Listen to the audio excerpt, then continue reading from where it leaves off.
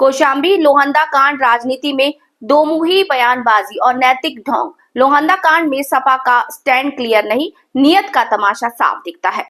कौशाम्बी लोहंदा कांड राजनीति में दोमुही बयानबाजी और नैतिक ढोंग। लोहंदा कांड में सपा का स्टैंड क्लियर नहीं, पर नियत का तमाशा साफ दिखता है। लोहंदा कांड पर समाजवादी पार्टी का स्टैंड क्या है? एक लाइन में कहें तो जो खड़ा है वहीं से बक रहा है। पूर्व सांसद राजा रामपाल कहते हैं कि मासूम बेटी के साथ अत्याचार एक साजिश है। वहीं सपा के पूर्व मंत्री पवन पांडे कहते हैं कि ब्राह्मण परिवार को फंसाया जा रहा है और इसके पीछे डिप्टी सीएम केशव मौर्य का हाथ है। अब जनता पूछ रही है, सपा का असली स्टैंड क्या है? क्या बेटी के पक्ष में खड़े हैं या ब्राह्मण परिवार के साथ सहानुभूति जताकर सत्ता पर ठीकरा फोड़ना चाहते हैं? ये सवाल बड़ा है, लेकिन नेताजी जवाब देने की बजाय कैमरा एंगल तलाश रहे थे। इनकी राजनीति देखकर एक पुरानी कहावत याद आती है, जहां न्याय की जरूरत हो वहां वोट की गिनती शुरू हो जाती है। और सबसे बड़ी बात ये, नेता तवायफ से बदतर। क्यों? क्योंकि तवायफ कम से कम अपना पेशा नहीं छुपाती। वो कहती है कि मैं बिक रही हूँ, लेकिन ये नेता इंसानियत को बेचते हैं, मासूमियत को नीलाम करते हैं और फिर खुद को जनसेवक बताते हैं। क्या लोहंदा में हुई घटना सिर्फ एक केस है या फिर सियासी गलियारों में ये एक वोट जनरेट इवेंट बन गया है? कभी मासूम की मौत पर आंसू, कभी जाति की ढाल, कभी विरोधी दल पर वार। सियासी इतना गिर चुकी है सियासत की, अब उसे उठाने के लिए जेसीबी भी कम पड़ेगी। तो अब जनता को ही तय करना है, ये नेता इंसाफ चाहते हैं या सिर्फ इमोशनल इवेंट मैनेजमेंट कर रहे हैं। वंदे भारत से अवधेश कुमार की रिपोर्ट। कौशाम्बी में जो घटना उसकी कौशाम्बी की घटना के लिए आए हैं, न्याय मांगने के लिए आए हैं।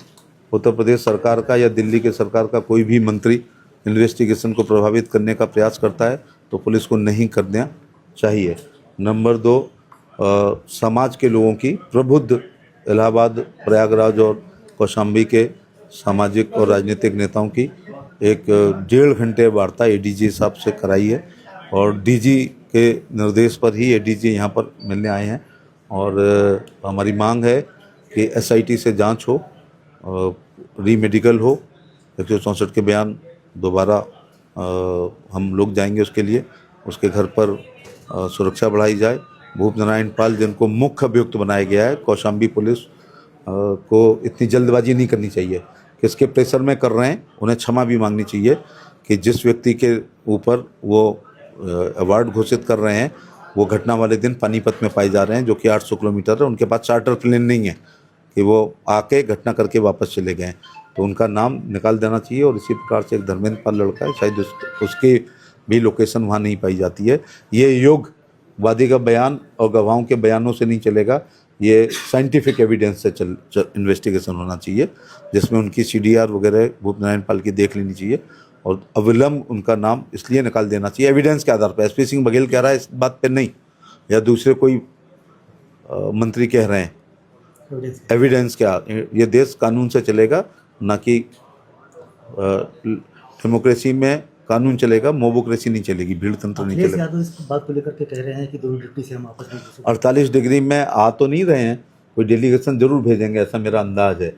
लेकिन धरती पुत्र मुलायम सिंह होते तो सख्त कार्रवाई करते, विपक्ष में होते तो आते। तो धरती पुत्र मुलायम सिंह के यहाँ एक ट्विटर पुत्र पैदा हो गए हैं जो समसामयिक राजनीति और घटनाओं पर केवल ट्वीट करते हैं, और इसीलिए आराम गाह में रहने की वजह से 14 में वो बाहर हो गए, 17 में बाहर हो गए, 19 के इलेक्शन में बाहर हो गए, 22 में बाहर हो गए और 24 में बाहर हो गए। इसलिए दुश्मन का दुश्मन हमारे दोस्त के सिद्धांत पर एक दुरभिसंधि राहुल गांधी, अखिलेश, ममता बनर्जी आदि कर रहे हैं, तो ट्वीट ना करें। अगर इतना ही दर्द है तो फिर आएँ और पूछें। और मैं विभिन्न राजनीतिक दल और सामाजिक लोगों से कहना चाहूँगा कि पीड़िता के घर ना जाएं, जाति विद्वेष ना फैलवाएं, और बलात्कार एक बार हुआ है, हर नेता को उससे पूछे क्या हुआ, तो ये मानसिक बलात्कार होगा। माननीय सुप्रीम कोर्ट के आदेशों का पालन करें।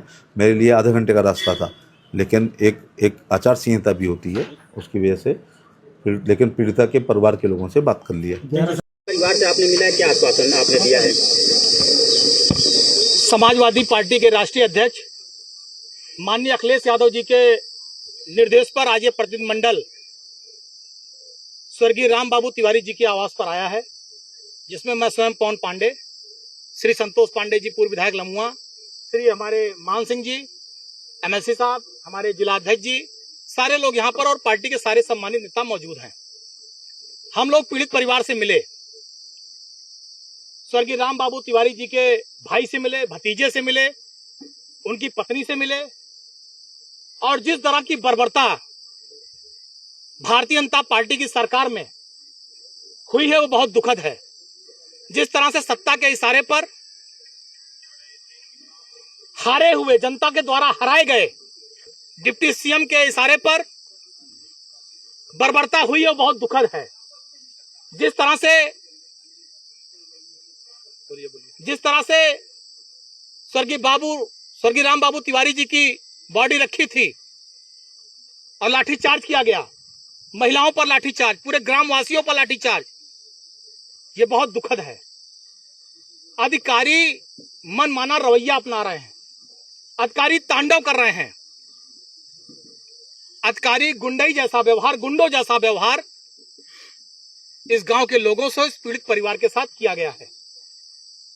ये जो घटना थी, जो हमने लोगों के माध्यम से, गांव के माध्यम से और अन्य स्रोतों से जानकारी हुई, अगर चाहते तो दोनों पक्षों को बैठाकर इस मामले को हल कर सकते थे। ये कोई झगड़ा नहीं था, इस रगड़े को बड़े विवाद का रूप दिया गया और ये काम कराया है प्रशासन के लोगों ने। और यहां पर जो सत्ता दल के बड़े नेता हैं, जो बड़ी कुर्सी पर बैठे हैं, जिनको यहां की जनता नकार चुकी है, नकारे हुए लोगों ने, जब जनता ने नकारा है तो उस नकारेपन का बदला लेने के लिए यहां की जनता का, लोगों का उत्पीड़न किया गया, फर्जी मुकदमे दर्ज किए गए, लाठीचार्ज हुआ, जिसकी हम सारे लोग निंदा करते हैं।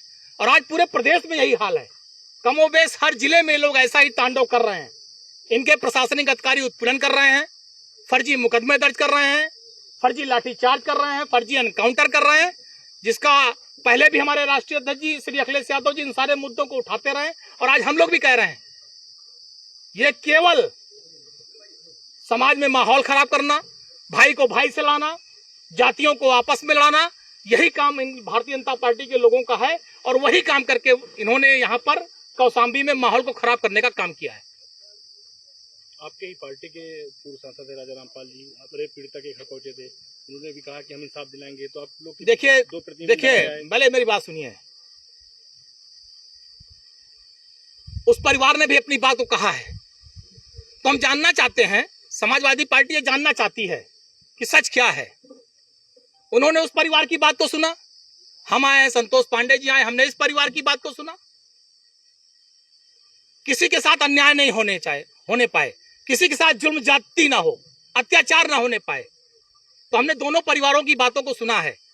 लेकिन जिस तरह से बातें यहाँ पर छन कर आई हैं, जिस तरह से अधिकारियों ने मनमाने तरीके से तांडव किया है, जिस तरह से इस कौशाम्बी जनपद के द्वारा, लोगों द्वारा, यहाँ के देवतुल जनता द्वारा, जो भाजपा के नकारे गए नेता हैं, जिनको नकार दिया गया और कृपा पात्र हैं, डिप्टी सीएम बने हैं, जो तांडव उन्होंने किया है, हम उसकी निंदा करते हैं। शर्म आनी चाहिए। आज के समय में राजा महाराजा कोई नहीं होता। अब कोई ऐसा नहीं है कि महाराजा कुर्सी बैठेगा। जनता जिसको कुर्सी पर बैठाएगी वो लोगों की बात को सुनेगा, दुख दर्द में शामिल होगा, उनकी तकलीफ को कम करेगा।